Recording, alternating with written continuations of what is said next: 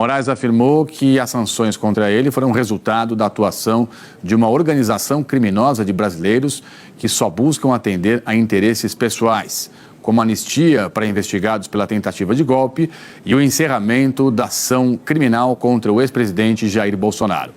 O discurso foi na sessão de reabertura do Judiciário depois do recesso de julho.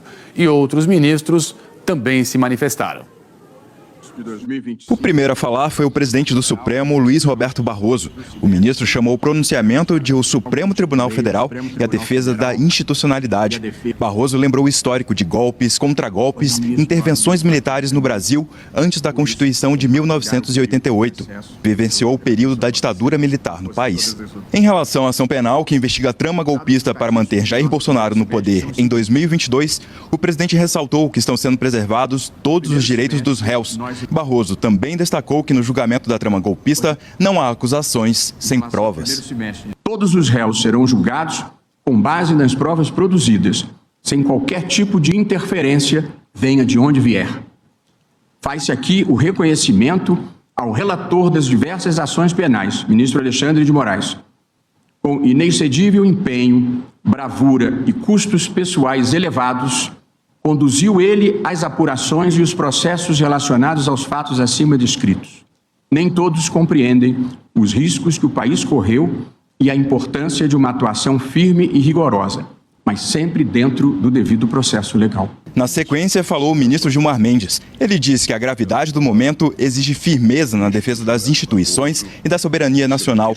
O decano do Supremo ressaltou que Moraes não se dobra a intimidações de radicais e que o compromisso do Supremo é com a Constituição. Nesse sentido, venho manifestar meu mais veemente repúdio aos recentes atos de hostilidade unilateral, que desprezam os mais básicos deveres de civilidade e respeito mútuo que devem balizar as relações entre quaisquer indivíduos e organizações. Mas os fatos recentes se revelam ainda mais graves, porque decorreram de uma ação orquestrada de sabotagem contra o povo brasileiro, por parte de pessoas avessas à democracia, armadas com os mesmos radicalismos, desinformação e servilismo que vem caracterizando sua conduta já há alguns anos. Sem citar diretamente o deputado Eduardo Bolsonaro, Gilmar Mendes afirmou que o movimento contra o Supremo nos Estados Unidos é liderado por foragidos e derrotados nas urnas. Alexandre de Moraes falou pela primeira vez sobre as sanções dos Estados Unidos com base na Lei Magnitsky e afirmou que as ações são desenvolvidas por brasileiros processados pela Procuradoria-Geral da República ou investigados pela Polícia Federal e que estão foragidos ou escondidos no exterior. Para o ministro, os ataques representam condutas ilícitas e imorais em verdadeira traição à pátria.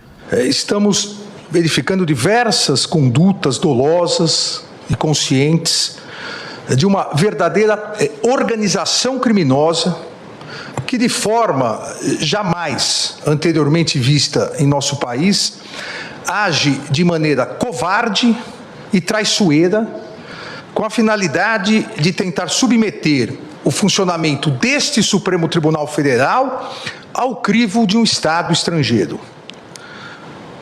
Age, repito, de maneira covarde e traiçoeira. A insistência dessa organização criminosa na implementação de medidas nocivas ao Brasil, com a implementação e o incentivo à implementação dessas tarifas e agressões espúrias,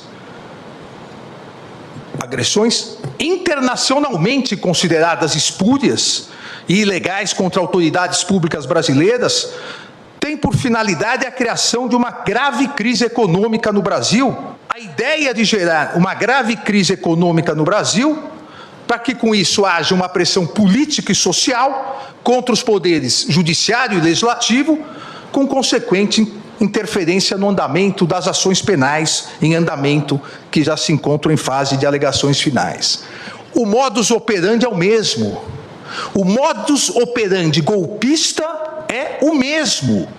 Antes, acampamentos na frente dos quartéis, invasão na Praça dos Três Poderes, para que com isso houvesse, como mais de 500 réus confessaram, houvesse a convocação de GLO e as Forças Armadas, gerando uma comoção nacional. Moraes também destacou que não é o único alvo da organização criminosa, que é a coação contra os presidentes da Câmara, Hugo Mota, do Republicanos, e do Senado, Davi Alcolumbre, do União Brasil, além de ameaças a outros ministros do Supremo e familiares.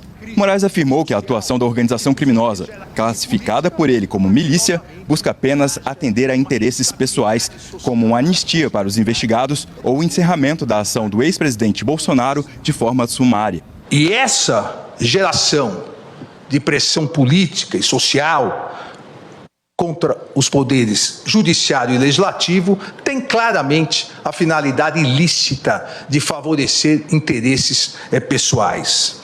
E digo, coação contra o poder legislativo também.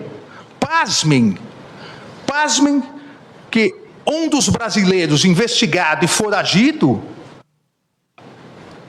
recentemente, nessa semana, dirigiu ameaças diretas aos presidentes da Câmara dos Deputados, o deputado Hugo Mota, e do Senado Federal, o senador Davi Alcolumbre.